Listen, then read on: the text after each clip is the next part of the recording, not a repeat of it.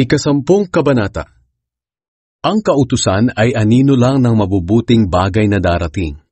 Kailanman ay hindi ito nakakapagpabanal sa mga taong lumalapit sa Diyos sa pamamagitan ng mga handog na iniaalay nila taon-taon.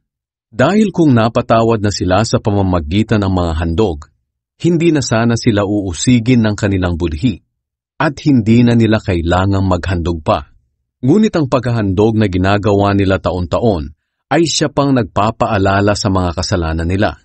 Dahil hindi makapag-aalis ng kasalanan ang dugo ng mga toro at kambing na inihahandog nila.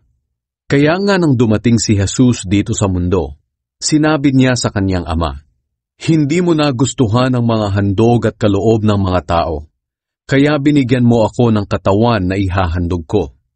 Hindi ka nasiyahan sa mga handog na sinusunog at mga handog sa paglilinis. Kaya sinabi ko sa iyo, narito ako para tuparin ang kalooban mo, O Diyos, ayon sa nasusulat sa kasulatan tungkol sa akin."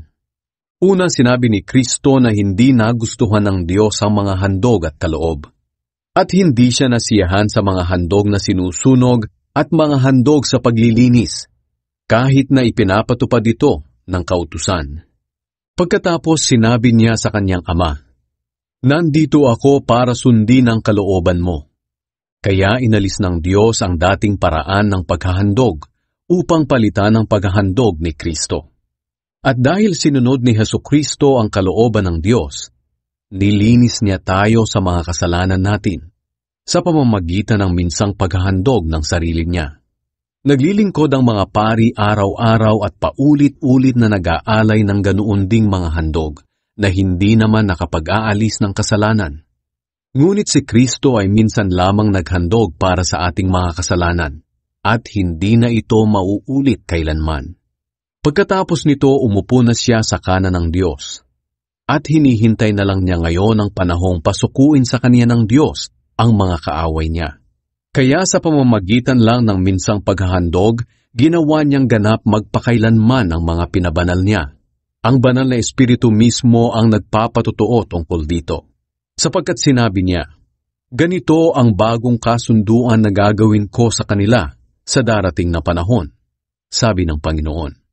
"Ilalagay ko ang aking mga utos sa puso nila at itatanim ko ang mga ito sa kanilang isipan." Dagdag pa niya, "Tuluyan ko nang lilimutin ang mga kasalanan at kasamaan nila. At dahil napatawad na ang mga kasalanan natin, hindi na natin kailangan pang maghandog para sa ating mga kasalanan." Lumapit tayo sa Diyos. Kaya mga kapatid, malaya na tayong makakapasok sa pinakabanal na lugar dahil sa dugo ni Jesus. Sa pamamagitan ng paghahandog ng kanyang katawan, binuksan niya para sa atin ang bagong daan patungo sa pinakabanal na lugar na nasa kabila ng tabing. At ang daang ito ang nagdadala sa atin sa buhay na walang hanggan. At dahil mayroon tayong dakilang punong pari na namamahala sa pamilya ng Diyos, lumapit tayo sa Kanya ng may tapat na puso at matatag na pananampalataya. Dahil nilinis na ng dugo ni Jesus ang mga puso natin mula sa maruming pag-iisip at nahugasan na ang mga katawan natin ng malinis na tubig. Magpakatatag tayo sa pag-asa natin at huwag tayong mag-alinlangan dahil tapat ang Diyos na nangako sa atin. At sikapin nating mahikayat ang isa't isa sa pagmamahalan at sa paggawa ng kabutihan. Huwag nating pababayaan ang mga pagtitipon natin, gaya ng nakaugalian na ng ilan. Sa halip palakasin natin ang loob ng bawat isa, lalo na ngayong nalalapit na ang huling araw. Sapagkat kung sasadyain pa nating magpatuloy sa paggawa ng kasalanan, pagkatapos nating malaman ang katotohanan, wala nang handog na maiaalay pa para mapatawad ang mga kasalanan natin. Tanging ang nakakatakot na paghuhukom at nagliliyab na apoy ang naghihintay sa mga taong kumakalaban sa Diyos. Ipinapapatay noon ng walang awa ang lumalabag sa kautusan ni Moises kapag napatunayan ng 2 o 3 saksi ang paglabag niya. Gaano pa kaya kabigat ang parusang tatanggapin ng taong lumapastangan sa anak ng Diyos at nagpawalang halaga sa dugo na nagpatibay sa kasunduan ng Diyos at naglinis sa mga kasalanan niya. Talagang mas mabigat ang parusa sa mga taong ito na humamak sa maawaing banal na espiritu. Sapagkat kilala natin ang Diyos na nagsabi, "Ako ang maghihiganti, ako ang magpaparusa." At mayroon ding nakasulat na ganito, "Hahatulan ng Panginoon ang mga taong sakop niya." Kakilakilabot ang kahihinatnan ng mga hahatulan ng Diyos na buhay. Alalahanin niyo ang nakaraang panahon. Noong una kayong naliwanagan, dumaan kayo sa matinding hirap, pero tiniis niyo ito at hindi kayo nadaig. Kung minsan inaalipusta kayo at pinag-uusig sa harapan ng mga tao. At kung minsan na may dinadamayan niyo ang mga kapatid na dumaranas ng ganitong pagsubok, dinadamayan niyo ang mga kapatid na nakabilanggo.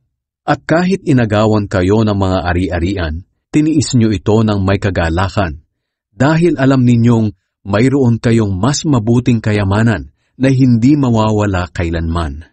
Kaya huwag kayong mawawala ng pananalig sa Diyos, dahil may malaking gantimpalang nakalaan para sa inyo. Kailangan ninyong magtiis para masunod niyo ang kalooban ng Diyos at matanggap niyo ang ipinangako niya. Sapagkat sinasabi sa kasulatan, "Sandaling panahon na lang at darating na siya. Hindi na siya magtatagal. At mabubuhay ang taong itinuring kong matuwid dahil sa pananampalataya niya. Ngunit kung tumalikod siya sa akin, hindi ko na siya kalulugdan."